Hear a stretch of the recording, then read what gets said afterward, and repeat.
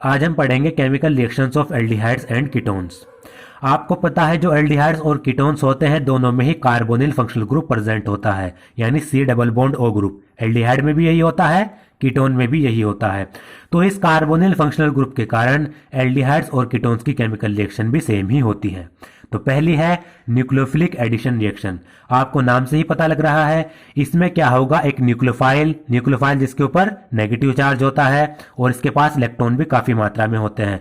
तो एक न्यूक्लियोफाइल आएगा, वो कार्बोनिल ग्रुप के कार्बन पर आकर अटैक करेगा, उससे जुड़ेगा। क्योंकि न्यूक्लियोफाइल के ऊपर नेगेटिव चार्ज है, इसको पॉजिटिव चार्ज चाहिए। तो आपको पता है कार्बोनिल फंक्शनल ग्रुप में ऑक्सीजन की इलेक्ट्रोनेगेटिविटी अच्छी होती है, तो ये इलेक्ट्रॉन को अपनी तरफ खींचता है, जिससे इसके ऊपर पार्शियल नेगेटिव चार्ज, इसके ऊपर पार्शियल पॉजिटिव चार्ज आइए। तो न्यूक्लियोफाइल किससे जाकर जुड़ेगा, न्यूक्लियोफाइल के ऊपर पहले से ही नेगेटिव चार्ज है, तो इसको पॉजिटिव चार्ज से ही तो जुड़ना है, तो कार्बन के ऊपर पॉजिटिव चार्ज है। तो ये न्यूक्लियोफाइल क्या करेगा, कार्बोनिल फंक्शनल ग्रुप के कार्बन से जाकर जुड़ेगा, ऐड होएगा। इसी के कारण ये रिएक्शन कहलाती है nucleophilic addition reaction. Contrary to electrophilic addition reaction observed in alkene, unit 13, class 11, the aldehyde and ketone undergo nucleophilic addition reaction। जैसा कि हमने यूनिट 13 क्लास 11 में पढ़ा है, जो एल्कीन्स होती हैं उनमें तो इलेक्ट्रोफिलिक एडिशन रिएक्शन होती है, लेकिन इसके अलग एल्डिहाइड्स और कीटोन्स में न्यूक्लियोफिलिक एडिशन रिएक्शन होगी। कॉन्ट्ररी का मतलब होता है इसके विपरीत, इससे अलग। तो इसका मैकेनिज्म पहले पढ़ लेते हैं। First part, mechanism of nucleophilic addition reaction. Nucleophilic addition reaction का क्या मैकेनिज्म है, किस तरीके से ये होती है। A nucleophile attacks the electrophilic carbon atom of the polar carbonyl group from a direction approximately perpendicular the plane of sp2 hybridised orbital of carbonyl carbon. तो सबसे पहले इसमें क्या होगा, जो हमारे पास पोलर कार्बोनाइल ग्रुप है, पोलर का मतलब कार्बन के ऊपर पॉजिटिव चार्ज पार्शियल और ऑक्सीजन के ऊपर नेगेटिव चार्ज होता है, तो इसके कारण इसे कहते हैं पोलर कार्बोनाइल ग्रुप। तो जो पोलर कार्बोनाइल ग्रुप है एल्डिहाइड्स और कीटोन्स में, उसका जो इलेक्ट्रोफिलिक कार्बन एटम है जिसके ऊपर पॉजिटिव चार्ज है, इस इलेक्ट्रोफिलिक कार्बन एटम पर सबसे पहले एक न्यूक्लियोफाइल आकर अटैक करेगा। और जो ये न्यूक्लियोफाइल है ये ऐसी डायरेक्शन से अटैक करेगा जो कार्बोनाइल कार्बन की sp2 हाइब्रिडाइज्ड ऑर्बिटल के परपेंडिकुलर हो।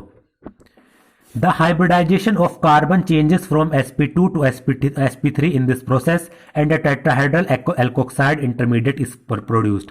और जैसे ही न्यूक्लियोफाइल कार्बन पर आकर अटैक करता है, तो जो कार्बन होता है उसकी हाइब्रिडाइजेशन sp2 से sp3 में चेंज हो जाती है और हमारा एक टेट्राहेड्रल एल्कोक्साइड इंटरमीडिएट बन जाता है।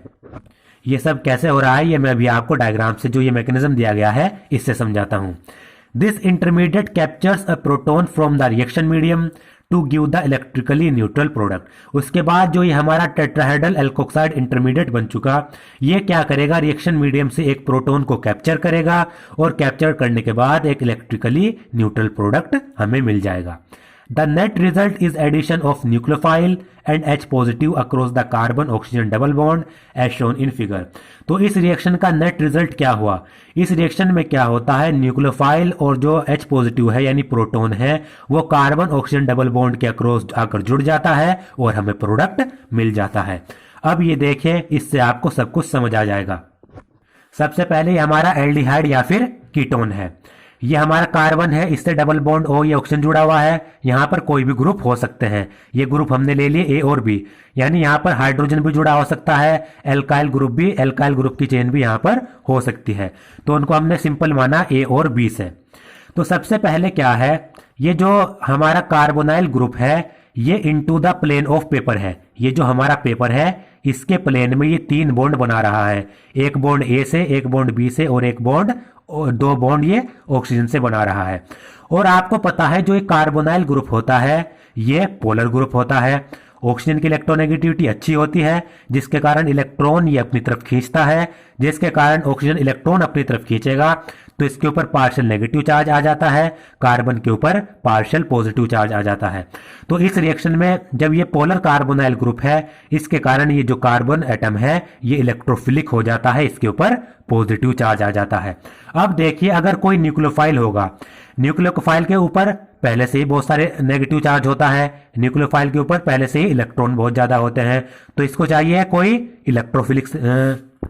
इलेक्ट्रोफिलिक एटम इसको चाहिए जुड़ने के लिए, क्योंकि इसको नेगेटिव चार्ज को पॉजिटिव चार्ज चाहिए, पॉजिटिव चार्ज की तरफ ये अप्रोच करेगा। कार्बन के ऊपर पार्शियल पॉजिटिव चार्ज है, तो ये न्यूक्लियोफाइल क्या करेगा, इस कार्बन की तरफ अप्रोच करेगा।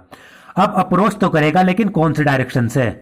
तो ये न्यूक्लियोफाइल है, ये एक ऐसी डायरेक्शन से अटैक करेगा जो इस कार्बोनाइल ग्रुप का जो प्लेन है उसके परपेंडिकुलर हो।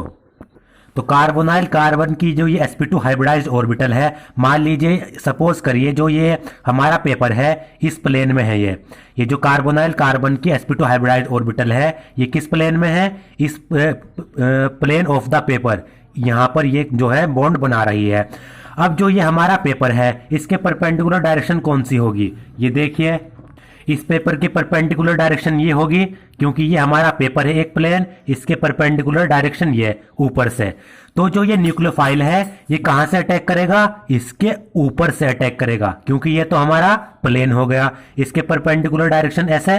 तो न्यूक्लियोफाइल क्या करेगा, इस कार्बन पर परपेंडिकुलर डायरेक्शन से यानी ऊपर से अटैक करेगा। तो ये अटैक करता है इसके परपेंडिकुलर डायरेक्शन से, वो ऊपर से भी हो सकते हैं या जो पेपर है इसके प्लेन से नीचे से भी, मतलब परपेंडिकुलर डायरेक्शन होनी चाहिए। अब देखिए जैसे ही न्यूक्लियोफाइल कार्बन पर अटैक करेगा तो जो ये ऑक्सीजन है ये क्या करेगा, इन बॉन्डेड इलेक्ट्रॉन को अपनी तरफ खींच लेगा। न्यूक्लियोफाइल कार्बन से आकर जुड़ा, ये बॉन्डेड इलेक्ट्रॉन एकदम से इस ऑक्सीजन पर आकर शिफ्ट हो जाएंगे। ऑक्सीजन क्या करेगा, इन बॉन्डेड इलेक्ट्रॉन को अपनी तरफ खींच लेगा। तो पहले तो देखिए आप, न्यूक्लियोफाइल के अटैक होने से पहले यहां पर इस तरीके से अगर मैं बनाऊं AB डबल बॉन्ड O, यहां पर इस कार्बन की हाइब्रिडेशन क्या है, sp2 हाइब्रिडाइज्ड है, क्योंकि एक दो सिंगल बॉन्ड और एक डबल बॉन्ड बना रहा है। जैसे ही यहां पर न्यूक्लियोफाइल इससे अटैक हो जाता है, ऑक्सीजन ये इलेक्ट्रॉन अपनी तरफ खींच लेता है, तो इस कार्बन की जो हाइब्रिडाइजेशन है वो sp2 से sp3 में चेंज हो जाती है। देखिए ये स्टेप स्लो होता है। जैसे ही क्या हुआ, ये जो कार्बन है इससे न्यूक्लियोफाइल अटैक हुआ, न्यूक्लियोफाइल आकर इससे जुड़ा, तो इस कार्बन की जो हाइब्रिडाइजेशन है वो sp2 से कैसी हो गई, sp3 हो गई, क्योंकि ये न्यूक्लियोफाइल अब क्या बना रहा है, कार्बन 1 2 3 और 4 सिंगल बॉन्ड बना रहा है। अब एक तो इसकी हाइब्रिडाइजेशन में चेंज आया, दूसरा अब यहां पर इस कार्बन के जो ये ग्रुप है हमारा, इसकी स्ट्रक्चर कैसी है, trigonal coplanar, trigonal coplanar structure है। जैसे ही न्यूक्लियोफाइल इसके ऊपर अटैक करता है तो इसकी स्ट्रक्चर किस में कन्वर्ट हो जाती है, टेट्राहेड्रल में कन्वर्ट हो जाती है।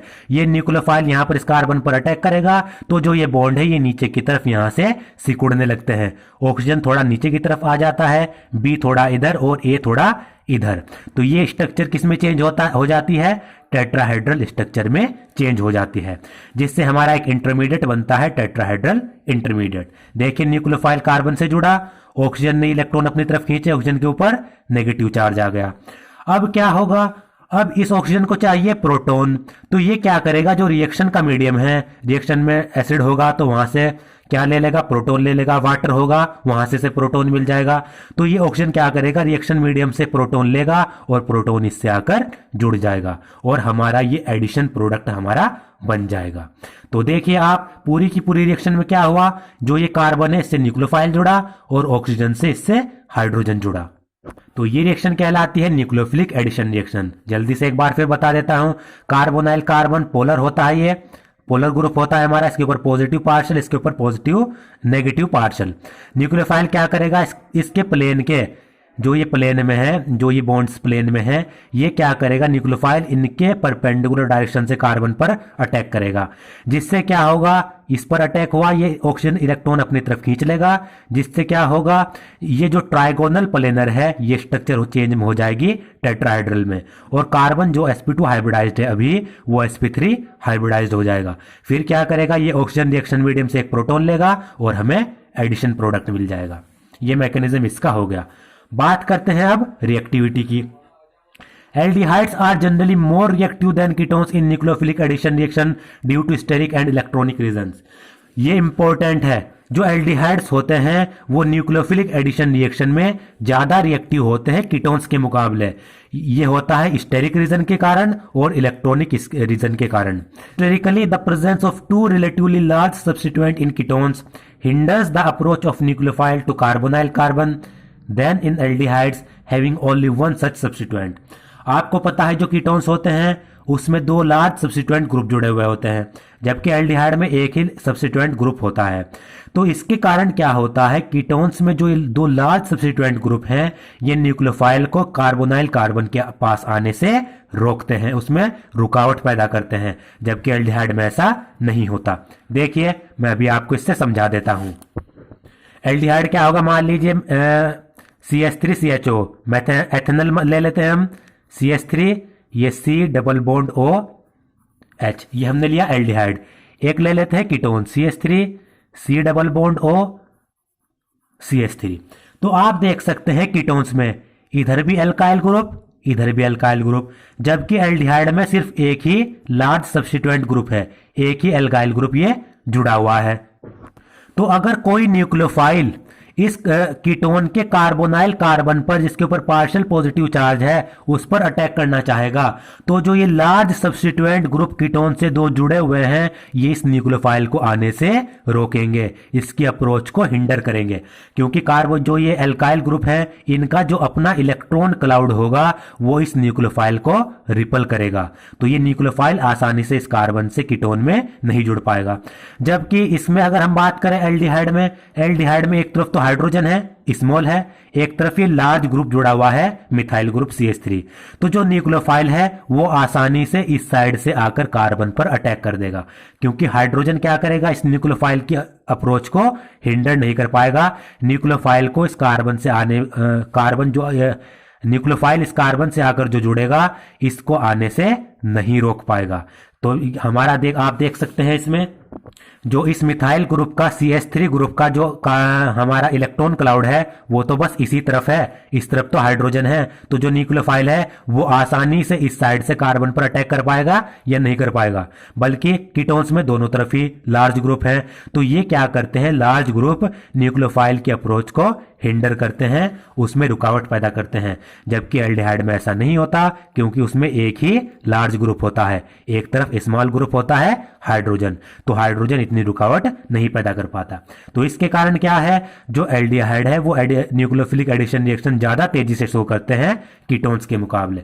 तो हमें याद रखना है रिएक्टिविटी का ऑर्डर क्या होगा, एल्डिहाइड ग्रेटर देन कीटोन्स, ये आपको याद रखना है, ये इसमें इंपॉर्टेंट पार्ट है।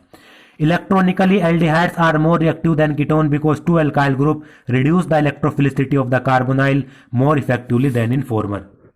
अगर इलेक्ट्रिक रीजन की हम इसकी बात करें तो उसमें जो एल्डिहाइड्स होते हैं वो कीटोन से ज़्यादा रिएक्टिव होते हैं। उसका क्या कारण है, क्योंकि कीटोन से जो दो एल्काइल ग्रुप जुड़े हुए होते हैं वो कार्बोनाइल कार्बन की इलेक्ट्रोफिलिसिटी को रिड्यूस कर देते हैं। आपको पता है जो एल्काइल ग्रुप होते हैं वो इलेक्ट्रॉन को डोनेट करते हैं, इलेक्ट्रॉन को रिलीज करते हैं। अब कार्बन के ऊपर पॉजिटिव चार्ज, इसके दोनों तरफ एल्काइल ग्रुप जुड़े हुए हैं और कार्बन के ऊपर पॉजिटिव चार्ज है, इसको इलेक्ट्रॉन की जरूरत है। तो ये एल्काइल ग्रुप क्या करते हैं, एल्काइल ग्रुप का काम ही इलेक्ट्रॉन रिलीज करना, तो ये कार्बन की इलेक्ट्रोफिलिसिटी को दोनों तरफ से घटाते हैं। अब जब कार्बन का पॉजिटिव चार्ज ही घट गया तो न्यूक्लियोफाइल किस पर अटैक करेगा, जबकि एल्डिहाइड में ऐसा नहीं होता। एल्डिहाइड में सिर्फ एक ही तरफ जो ये एल्काइल ग्रुप है वो जुड़े हुए होते हैं, तो एक ही तरफ से ये इलेक्ट्रॉन रिलीज करेगा, जिससे कार्बन की जो कार्बोनाइल कार्बन की जो इलेक्ट्रोफिलिसिटी है वो इतनी ज्यादा नहीं घटती, कीटोन में ज्यादा घटती है। तो इसके कारण भी कीटोन की रिएक्टिविटी कम होती है। एग्जाम्पल 12.3 इंपॉर्टेंट है। Would you expect benzaldehyde to be more reactive or less reactive in nucleophilic addition reaction than propanol? जो बेंजल्डिहाइड है वो प्रोपेनल के मुकाबले न्यूक्लियोफिलिक एडिशन रिएक्शन में ज्यादा रिएक्टिव होगा या कम रिएक्टिव होगा, ये हमें बताना है और अपने आंसर को एक्सप्लेन भी करना है। तो सबसे पहले देखिए ये बेंजल्डिहाइड, बेंजीन के ऊपर CHO ग्रुप जुड़ा हुआ है और प्रोपेनल CH3 CH2 CHO, ये हमारा होगा प्रोपेनल। या फिर मैं इसको इस तरीके से बना लूं CH3 CH2 C double bond OH, ये मैंने कुछ इस तरीके से इसको लिख लिया। अब आप यहां पर देख सकते हैं जो बेंजल्डिहाइड है ये इसका कार्बोनाइल ग्रुप है, इस पर पार्शियल पॉजिटिव चार्ज, इस पर पार्शियल नेगेटिव चार्ज। अब आप देख सकते हैं बेंजल्डिहाइड में जो ये कार्बन है इलेक्ट्रोफिलिक, इसके पास कौन जुड़ी हुई है, बेंजीन रिंग जुड़ी हुई है।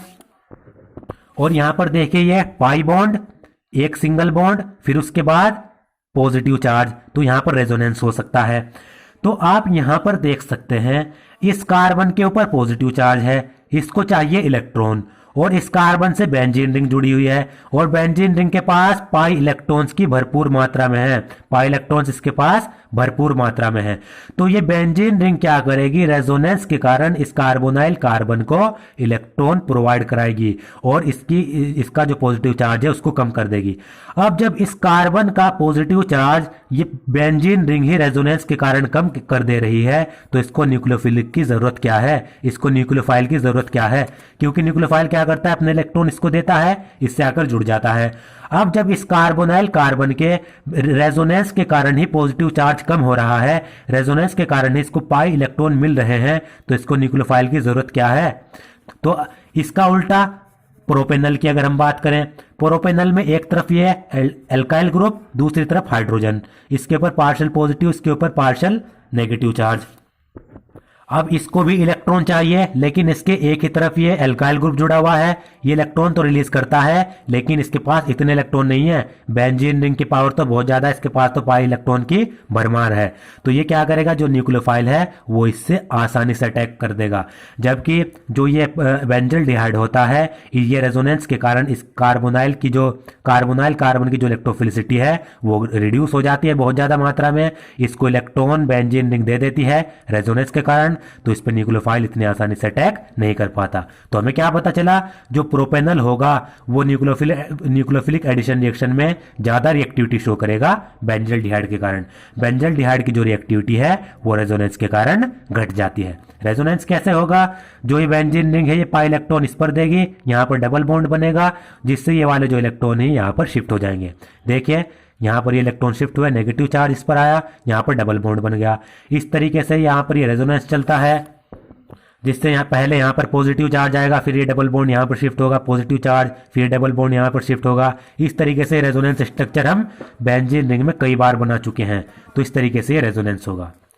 The carbon atom of the carbonyl group of benzaldehyde is less electrophilic than carbon atom of the carbonyl group present in propanol। जैसा कि हमने पढ़ा, बेंजल्डिहाइड में जो कार्बोनाइल ग्रुप का कार्बन एटम है वो लेस इलेक्ट्रोफिलिक है प्रोपेनल के कार्बन एटम के मुकाबले। ऐसा क्यों?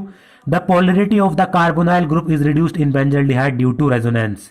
जो कार्बोनाइल ग्रुप के कार्बन एटम है इसमें बेंजल्डिहाइड में, उसकी पोलरिटी रिड्यूस्ड हो जाती है रेजोनेंस के कारण, क्योंकि बेंजीन रिंग यहां पर रेजोनेंस शो करती है। Hence it is less reactive than propanal. तो जो बेंजल्डिहाइड है वो प्रोपेनल के मुकाबले ज्यादा रिएक्टिव है, मतलब कम रिएक्टिव है, लेस रिएक्टिव है।